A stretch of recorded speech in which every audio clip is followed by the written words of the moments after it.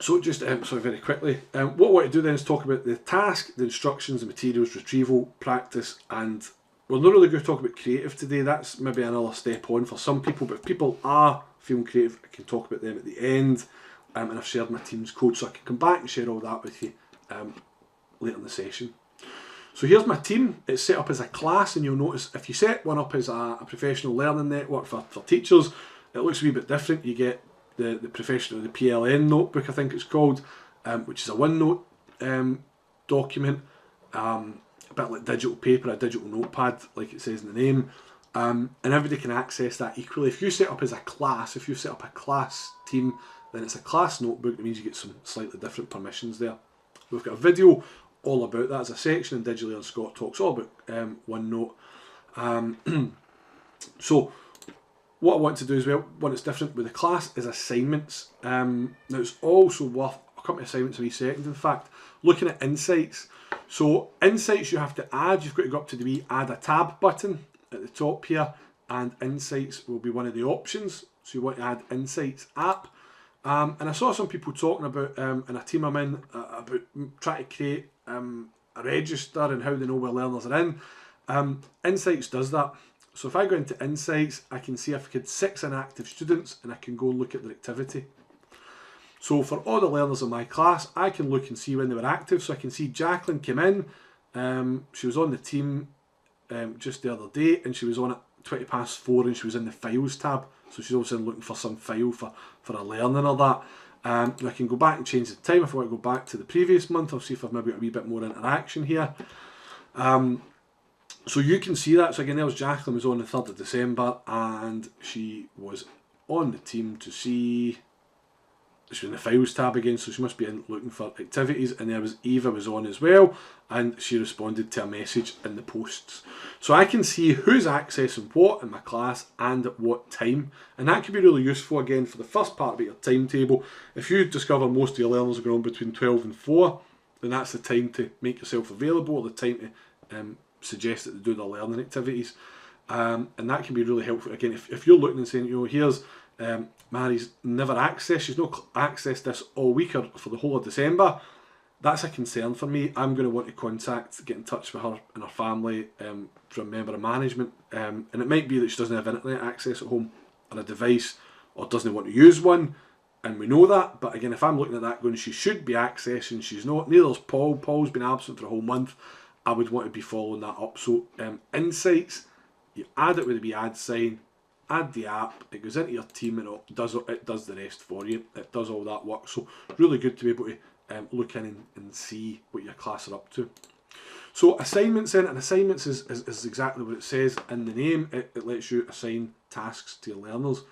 So the first one I want to start with is numeracy, and what your learner will see is this. It's really great if you just, I'll do that again slowly, go up to the ellipsis. If you don't have any, you have to create an assignment to be able to see the student view.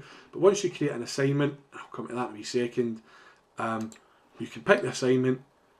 Up at the ellipsis in the top, you can edit it, and you can look at student view, and this shows you, really useful, it shows you what the student will see.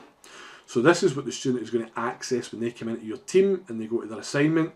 You can see here I've put a title, it's got when it's due, I've put the learning intention, the success criteria, which I've also duplicated, again probably not for the classroom, I'd put it one place or the other, but to demonstrate to you today, I've put the same sort of outcomes there in the rubric.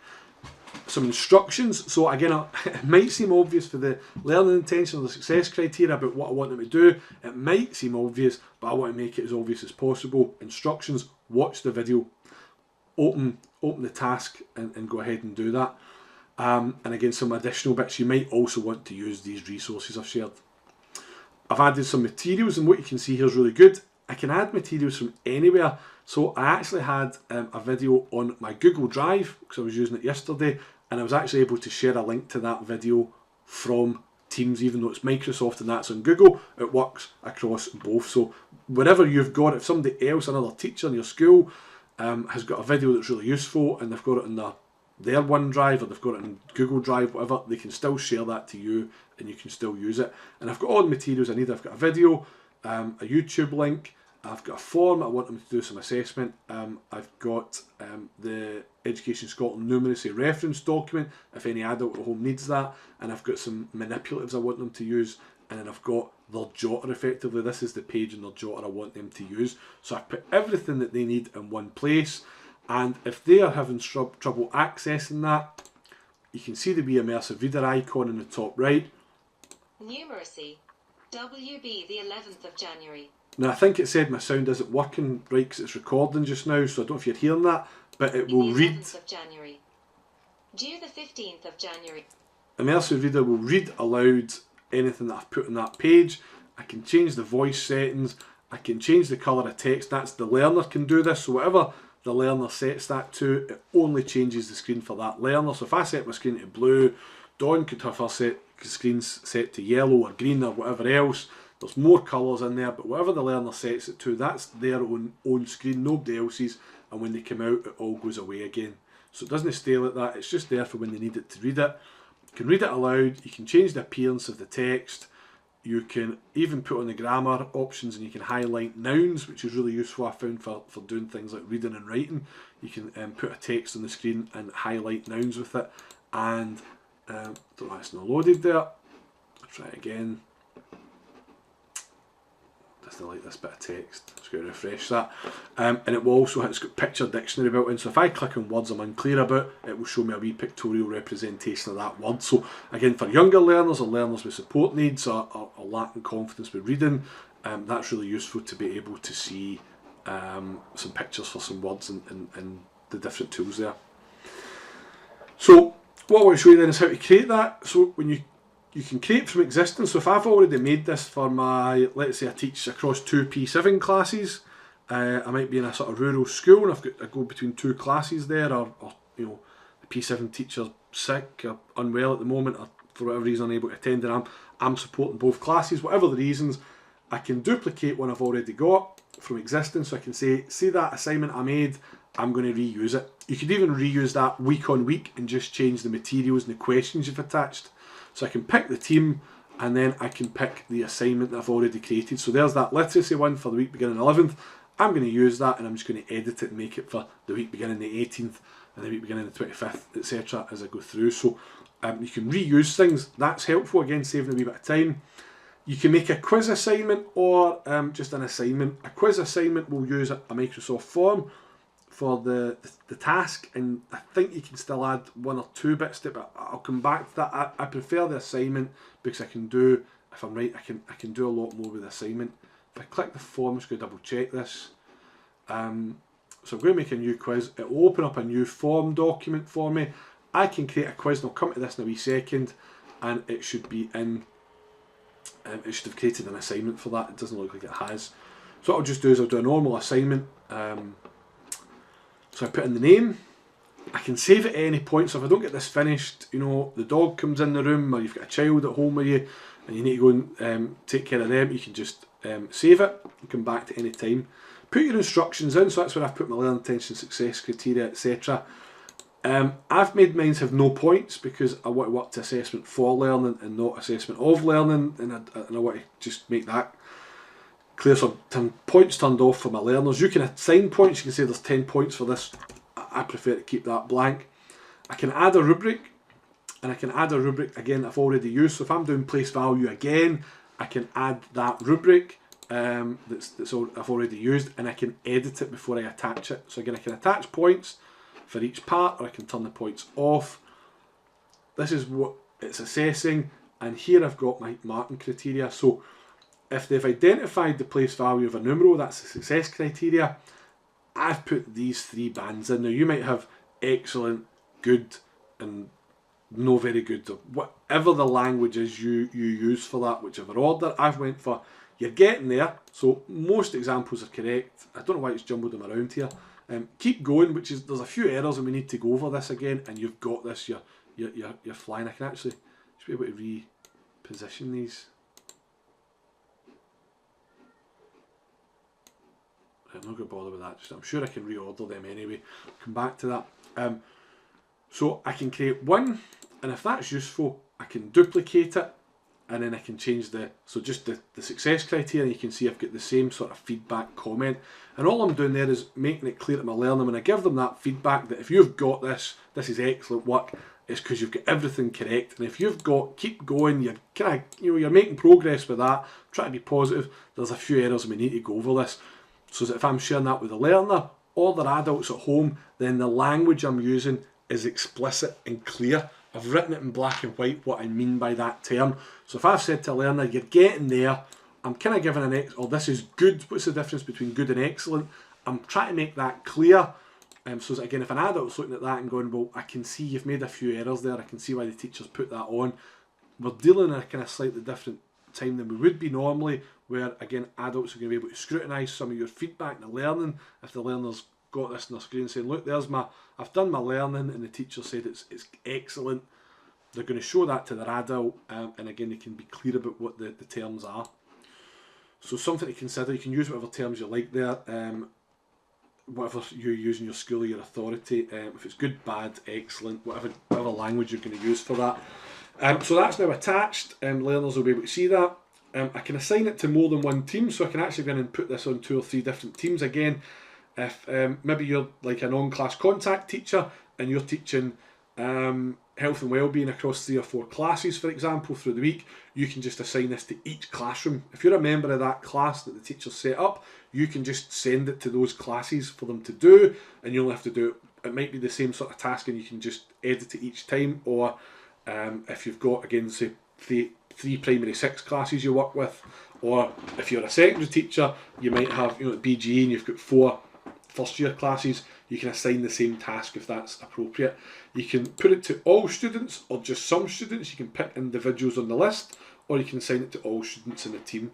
So quite a few options for control. Pick the date it's due. So this is for the week beginning the 11th. I'm going to set it for Friday the 15th. It's due. Make that again whenever you think is appropriate.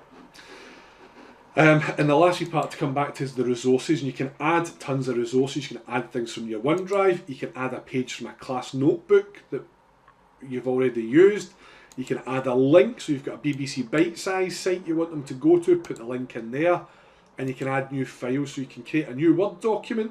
And again, I'm a firm believer, if they were in the class with me and I wanted them to write on a bit of paper, I would give them the bit of paper. If I want them to draw a graph in squared paper, it would be my responsibility to give them each a piece of squared paper. So if I want them to do a graph on Excel, then I should attach an Excel document, blah blah blah, we'll call it anything, attach it, and that means that the learner can access that document. They don't have to go and get their own spreadsheet document, it's there. If I want a spreadsheet, I should give them a spreadsheet. And you can see here I've got some options under the ellipsis. This might be a finished spreadsheet, this might be a worked example. And then what I'll do is I'm going to add another example here, let's call it this. So this is my worked example, I don't want them to edit it, I want them to be able to see it. But this one is the student copy, and I'm going to give them their own copy. So when the student opens that up, it will call it George's copy, Don's copy, Brian's copy, Kirsty's copy, and again when it comes back to assessment, I can see each learner's own learning. It's not all in the same document. You can add files as well that learners can all contribute to, so you could have a class spreadsheet, they can all add their thoughts onto that. But for me, I would be wanting this for assessment purposes. I want their own individual, and once I've assigned that, it will go in, but I'm not going to assign, I'm just going to discard this draft and I'll show you one that I made earlier. So here's my numeracy one. So I can go in and see none of my learners have handed it in yet. I can look and see if I've given them any feedback. So, why have you not completed this? Or you might want to write something nicer. Are you having any issues? Is there something I can support you with? I'm going to send that to Jacqueline as it is. So I'm going to send her that bit of feedback. I can look at her task. If I click that, I can look and see how she's getting on. So here's her worksheet, here's her jotter effectively. I can have a look, it's going to take a wee second for the images to load. So I can look and see if she's done anything, if she's started it. So if she's not handed it in, she might have started it. I can go and have a look and give her some feedback on that. Or I can switch through between each of the learners in the class and see theirs, and I can jump to them in the list as well. So let's go straight to Paul's. How's Paul getting on with his numeracy? Again, it won't look like he started it. Again, I can look at the rubric here, and what I can do is say most examples are correct. In terms of using the manipulatives, there's a few errors, but you've done the number work, the numerals are right, but the manipulatives, there's a few errors. I can give him that feedback with the press of a button, and that'll go straight to Paul. He'll get that feedback, and it saves me having to write this comment over and over again. So if I'm feeding back 2 stars and a wish, etc.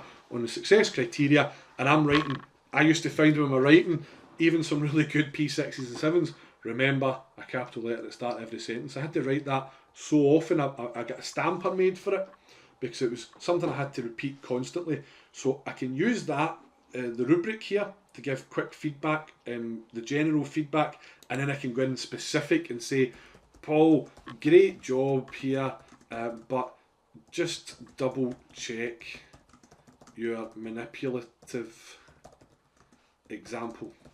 So I can tell him to go and have a wee look there. So again, my focus, I can use generic, and then I can use specific feedback for that learner. And as we know, feedback and next steps is the most important part of the assessment process for getting learners to move forward and develop. So I can give him individualised feedback, and I can give him kind of general feedback and use that as appropriate, and I can send that to Paul. So he'll get that feedback. He'll be probably confused on a Friday morning while he's getting feedback in his maths homework, when he's the literacy and English SEO.